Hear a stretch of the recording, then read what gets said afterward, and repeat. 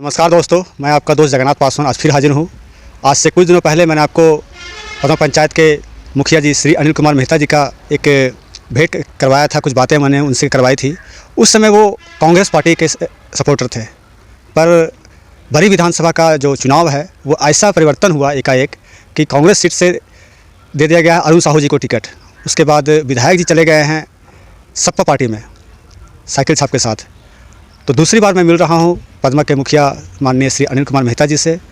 मैं उनसे पूछना चाहूँगा कि इतने दिनों के घटनाक्रम के बाद उनका क्या सोच है, क्या उनका विचार है, कैसे वो जनता और विधायक जी के बारे में जनता के पास जाएंगे, क्या बताएंगे, यही जानने के लिए मैं अभी बैठा हुआ हूँ।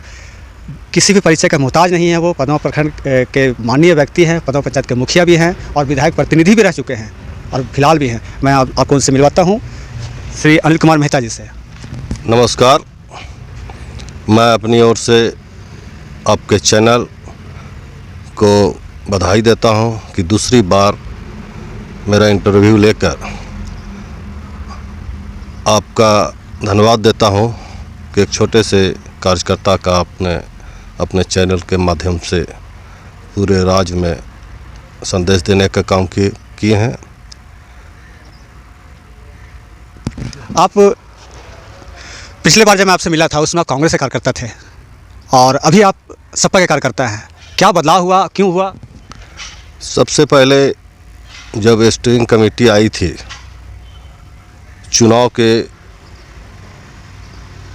पहले, घोषणा होने के पहले कांग्रेस पार्टी के प्रभारी आए थे जो पूरे विधानसभा में घूम कर अपने कार्यकर्ताओं से भेंट कर उनको मनसा लेने का काम कर रहे थे।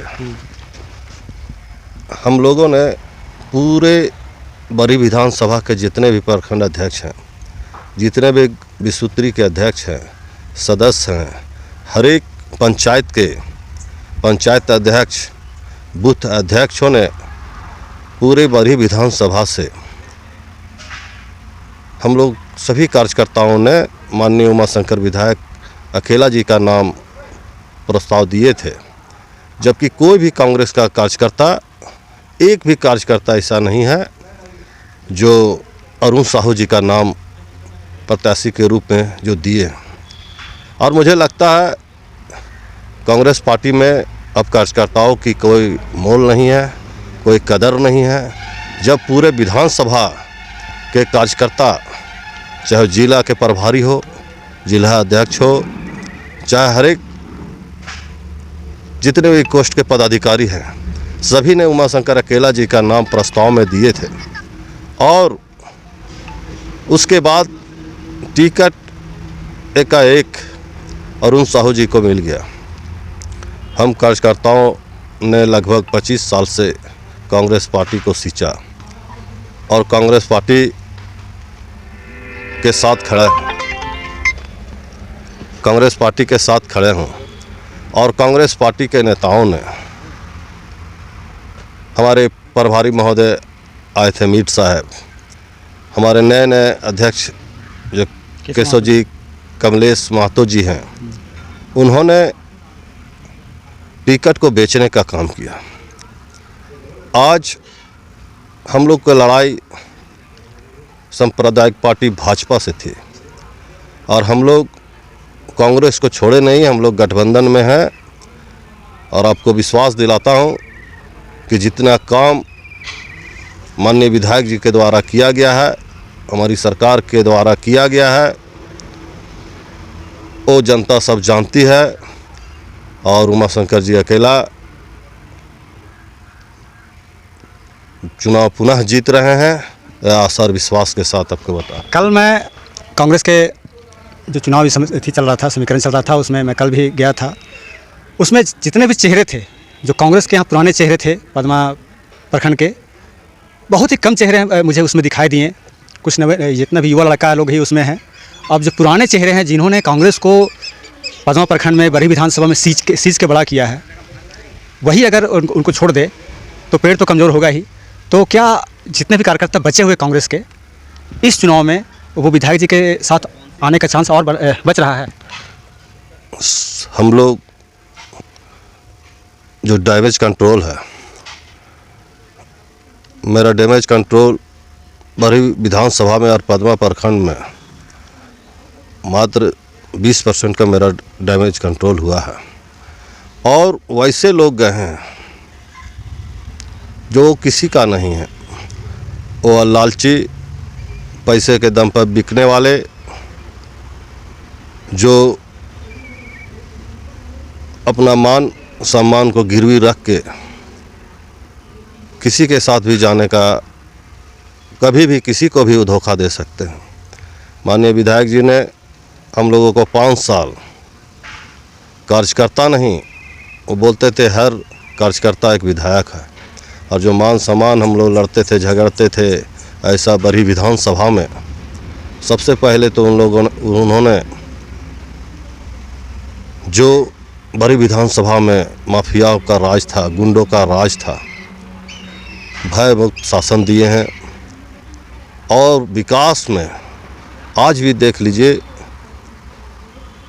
पहले जो हुआ वो काम हुआ, लेकिन अभी भी 3 से 4 अरब का पुल पुलिया रोड का काम चल रहा है। इतनी बड़ी उपलब्धि हमारे माननीय विधायक जी का रही है कि पूरा विधानसभा में कोई ऐसा विधायक नहीं था जो क्षेत्र की समस्या उठाते थे। ये हर समस्याओं को विधानसभा के पटल पर रखते थे और आवाज़ उठाते थे गरीबों के लिए। आज देखिए हालत क्या है, पार्टी का टिकट ना मिलने पर भी माननीय अकेला जी का अपार समर्थन मिल रहा है और पूरे चौपारण बरही साइकिल मय हो गया है। और पदमा और चंदवारा भी अभी उधर दौरा चल रहा है, जहाँ जहाँ वो जा रहे हैं सब जगह साइकिल और अकेला जी का ही नाम है। और जिस समय पदमा का 1-2 दिन में दौरा होगा, उस समय आप देखिएगा आंधी चलेगी, उनको कार्यों को कोई जनता भुला नहीं पाएगी। कोई भी महिला दीदी हो जो उनका सम्मान हमारे सरकार में, विधायक जी के रहते हुए सरकार में जो सम्मान दिलाए हैं, मैया योजना है, बिजली बिल माफ़ी योजना है, सर्व पेंशन योजना है, राशन कार्ड जो 25 लाख नया राशन कार्ड, ग्रीन कार्ड बनाए हैं गरीबों के लिए, इनके रहते इनके सरकार में कार्यों को किया गया। और मुझे पूरा भरोसा है कि आने वाला चुनाव में ये भारी मतों से जीतेंगे और इंडिया गठबंधन के ही साथ रहेंगे। और जो कांग्रेस के दलालों ने जिन्हें ऊपर से माननीय राहुल जी भेजते हैं कि झारखंड को में देखने के लिए, झारखंड को संभालने के लिए और ज़्यादा से ज़्यादा सीट जीतने के लिए, इन लोगों ने एक कोई प्रभारी नहीं है। आप सुने होंगे कि कांग्रेस में टिकट बिकता है और कोई भी कार्यकर्ता को अनदेखी करके, नया आदमी को ना कांग्रेस में कभी रहा है, ना कांग्रेस में कभी प्रचार किया है, ना विधानसभा का चुनाव हो चाहे संसद का चुनाव हो, एकाएक टिकट देकर उन्होंने टिकट बेचने का काम किया है। इससे कार्यकर्ताओं में मायूसी है, कार्यकर्ताओं के कांग्रेस के प्रति लगाव कम होते जा रहा है। कांग्रेस एक सैद्धांतिक पार्टी है, लेकिन गद्दारों ने जिस प्रकार यहाँ अध्यक्ष हैं केशव कमलेश जी और प्रभारी जी, उन्होंने बरही का सीट को कांग्रेस के झोली से हटा दिए। जो जीता हुआ सीट था 19 में, मनोज कुमार यादव जी कांग्रेस के विधायक हुआ करते थे और उन्होंने एकाएक पार्टी छोड़ दिया। पार्टी छोड़ने के बाद भी कांग्रेस का कोई कार्यकर्ता नहीं बचा था यहाँ, चंद पुराने कांग्रेसी कार्यकर्तागण। उसके बाद कांग्रेस ने उमाशंकर अकेला जी को टिकट दिया और 19 में बरही में मोदी जी के आने के बाद भी, मोदी जी आए तो भाजपा के कर्ताओं ने बोले कि हम 1 लाख वोट से जीत गए। लेकिन हम लोग मेहनत करते रहे, चुनाव का परिणाम आया और कांग्रेस की जीत हुई। आज जो कांग्रेस का इज्जत लाज 19 में बचाई थी, उन्हीं को आप बेइज्जती करने का काम किए हैं। और आपको आपके चैनल के माध्यम से मैं पूरे झारखंड के जितने भी कांग्रेस के पदाधिकारीगण हैं जो उन्हें बेइज्जत किए हैं, उनका जवाब 23 तारीख को जनता, पूरे विधानसभा की जनता इन्हें विधानसभा भेज के आपको बतला देने का काम करेगी। और आप जो कांग्रेस का नैया डुबा रहे हैं चंद पैसों के लिए, आप प्रभारी हैं, आप पूरा संगठन के अध्यक्ष हैं, पूरे राज्य का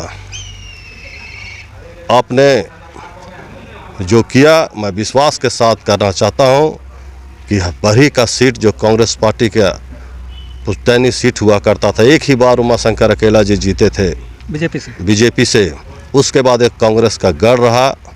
और आप लोगों ने जिस प्रकार माननीय विधायक जी बता रहे थे कि टिकट बेचा गया है, रुपया से ख़रीदा गया है, तो आप कांग्रेस का भला नहीं कर रहे हैं, आप अपना पेट पाल रहे हैं, आप अपने पूंजी बता रहे हैं। जो कांग्रेस पार्टी को आप एक, जो पूरा देश कांग्रेस पार्टी की ओर देख रही है, वो जनता को यह समझाना चाहते हैं कि कांग्रेस पार्टी में भी भ्रष्टाचार है, इससे आप अछूते नहीं हैं। और ऐसे प्रभारी और अध्यक्ष जब बिकने का काम करेंगे तो आप ही समझ सकते हैं कि पार्टी कहां तक आगे बढ़ पाएगी। अच्छा, एक चर्चा भी है बरही विधानसभा में कि कांग्रेस सीट से जिनको टिकट दिया गया है, जिनको प्रत्याशी बनाया गया, वो संघीय विचारधारा के हैं। फेसबुक के माध्यम से अरुण साव जी का फेसबुक के अकाउंट से उन्होंने पोस्ट किया था संघ के स्थापना दिवस पर, तो संघी है ही, वो बरही में आए ही राजनीति करने, अपना दुकान चलाने के लिए। और जनता कभी स्वीकार नहीं करेगी कि एक बच्चे के हाथ में पूरे बरही विधानसभा को दे दे। वो अभी बच्चा है, उसे पार्टी में रहना चाहिए और पार्टी में मेहनत करना चाहिए। और हम लोग कतई वरिष्ठ कांग्रेसी और वरिष्ठ नागरिक जितना भी बुद्धिजीवी हैं, वो कभी नहीं चाहेंगे कि बच्चे को पूरे विधानसभा का बागडोर सौंपे।